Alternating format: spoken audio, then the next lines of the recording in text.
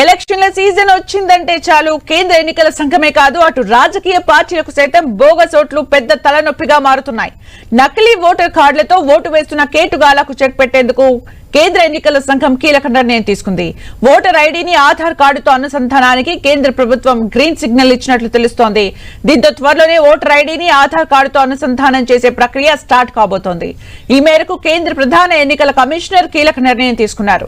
రాజ్యాంగంలోని ఆర్టికల్ 326 ప్రజా ప్రాతినిధ్య చట్టం 1950లోని సెక్షన్ 23 క్లాజ్ 4, 23 క్లాజ్ 5, 23 క్లాజ్ 6 లోని నిబంధనల ప్రకారం ఓటర్ ఐడీ కార్డును ఆధార్ తో అనుసంధానం చేయాలని నిర్ణయించారు. సుప్రీంకోర్టు తీర్పుకు అనుగుణంగానే ఈ ప్రక్రియను చేపట్టాలని కేంద్ర ఎన్నికల సంఘం ఓ ప్రకటన విడుదల చేసింది. అయితే ఇదే అంశంపై UIDAI అధికారులు, ఎన్నికల కమిషన్ సాంకేతిక నిపుణులు త్వరలోనే దీనిపై మరింత లోతుగా చర్చలు జరపాలని నిర్ణయించారు. ఆ తర్వాత వీలైనంత త్వరగా దీనికి సంబంధించిన సాంకేతిక పనుల్ని ఎన్నికల కమిషన్ మొదలు పెట్టనుంది. సుప్రీంకోర్టు ఆదేశాలను ఉల్లంఘించకుండా ఓటర్ కార్డులోని ఎపిక్ నెంబర్ను ఆధార్ తో అనుసంధానించే ప్రక్రియను మొదలు పెట్టనున్నారు.